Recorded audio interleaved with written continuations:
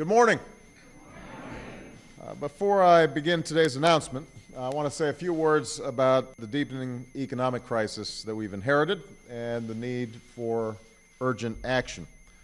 Over the last few days, we've learned that Microsoft, Intel, United Airlines, Home Depot, Sprint Nextel, and Caterpillar are each cutting thousands of jobs.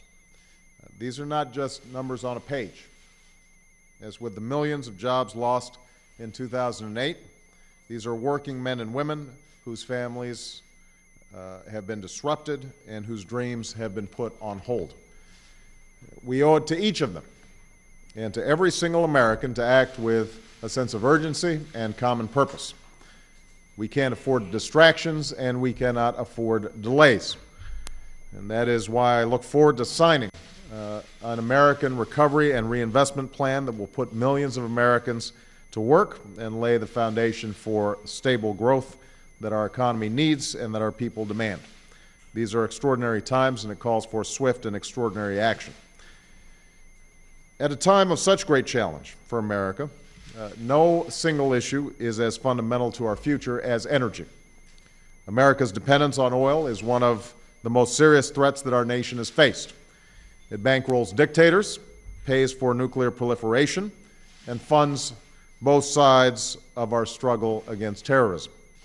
It puts the American people at the mercy of shifting gas prices, stifles innovation, and sets back our ability to compete.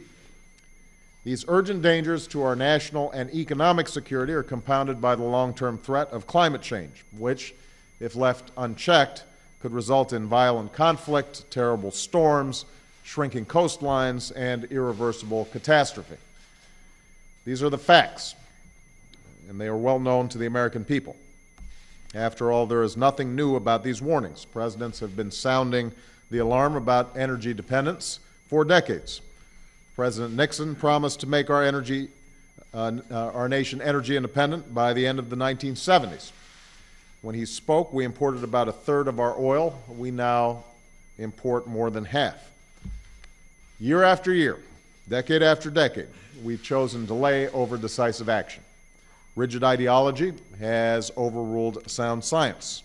Special interests have overshadowed common sense. Rhetoric has not led to the hard work needed to achieve results. And our leaders raise their voices each time there's a spike in gas prices, only to grow quiet when the price falls at the pump. Now America has arrived at a crossroads. Embedded in American soil, in the wind and the sun, we have the resources to change. Our scientists, businesses, and workers have the capacity to move us forward. It falls on us to choose whether to risk the peril that comes with our current course or to seize the promise of energy independence. And for the sake of our security, our economy, and our planet, we must have the courage and commitment to change. It will be the policy of my administration to reverse our dependence on foreign oil while building a new energy economy that will create millions of jobs. And we hold no illusion about the task that lies ahead. I cannot promise a quick fix. No single technology or set of regulations will get the job done. But we will commit ourselves to steady, focused, pragmatic pursuit of an America that is freed from our energy dependence and empowered by a new energy economy that puts millions of our citizens to work.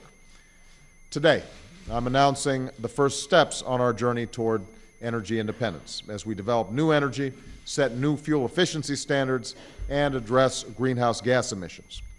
Each step begins to move us in a new direction while giving us the tools that we need to change. First, we must take bold action to create a new American energy economy that creates millions of jobs for our people. The American Recovery and Reinvestment Plan before Congress places a down payment on this economy. It will put 460,000 Americans to work with clean energy investments and double the capacity to generate alternative energy over the next 3 years. It will lay down 3,000 miles of transmission lines to deliver this energy to every corner of our country. It will save taxpayers $2 billion a year by making 75% of federal buildings more efficient. And it will save working families hundreds of dollars on their energy bills by weatherizing 2 million homes. This is the boost that our economy needs and the new beginning that our future demands. By passing the bill, Congress can act where Washington has failed to act over and over again for 30 years. We need more than the same old empty promises. We need to show that this time it will be different. This is the time that Americans must come together on behalf of our common prosperity and security. Second, we must ensure that the fuel-efficient cars of tomorrow are built right here in the United States of America. Increasing fuel efficiency in our cars and trucks is one of the most important steps that we can take to break our cycle of dependence on foreign oil. It will also help spark the innovation needed to ensure that our auto industry keeps pace with competitors around the world. We will start by implementing new standards for model year 2011 so that we use less oil and families have access to cleaner, more efficient cars and trucks. This rule will be a down payment on a broader and sustained effort to reduce our dependence on foreign oil. Congress has passed legislation to increase standards to at least 35 miles per gallon by 2020. That 40% increase in fuel efficiency for our cars and trucks could save over 2 million barrels of oil every day, nearly the entire amount of oil that we import from the Persian Gulf. Going forward, my administration will work on a bipartisan basis in Washington and with industry partners across the country to forge a comprehensive approach that makes our economy stronger and our nation more secure. Third, the federal government must work with, not against, states to reduce greenhouse gas emissions. California has shown bold and bipartisan leadership through its effort to forge 21st century standards, and over a dozen states have followed its lead. But instead of serving as a partner, Washington stood in their way. This refusal to lead risks the creation of a confusing and patchwork set of standards that hurts the environment and the auto industry. The days of Washington dragging its heels are over. My administration will not deny facts. We will be guided by them. We cannot afford to pass the buck or push the burden onto the states. And that's why I'm directing the Environmental Protection Agency to immediately review the denial of the California waiver request and determine the best way forward. This will help us create incentives to develop new energy that will make us less dependent on the oil that endangers our security, our economy, and our planet. As we move forward, we will fully take into account the unique challenges facing the American auto industry and the taxpayer dollars that now support it. And let me be clear, our goal is not to further burden an already struggling industry. It is to help America's automakers prepare for the future. This commitment must extend beyond the short-term assistance for businesses and workers. We must help them thrive by building the cars of tomorrow and galvanizing a dynamic and viable industry for decades to come. Finally, we will make it clear to the world that America is ready to lead. To protect our climate and our collective security, we must call together a truly global coalition. I've made it clear that we will act, but so too must the world.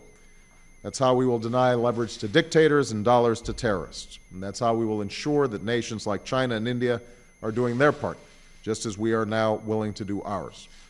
It is time for America to lead because this moment of peril must be turned into one of progress. If we take action, we can create new industries and revive old ones. We can open new factories and power new farms. We can lower costs and revive our economy. We can do that, and we must do that. There's much work to be done. There is much further for us to go. But I want to be clear from the beginning of this administration that we have made our choice. America will not be held hostage to dwindling resources, hostile regimes, and a warming planet. We will not be put off from action because action is hard. Now's the time to make the tough choices. Now is the time to meet the challenge at this crossroad of history by choosing a future that is safer for our country, prosperous for our planet, and sustainable. Those are my priorities, and they're reflected in the executive orders that I'm about to sign. Thank you so much for being here.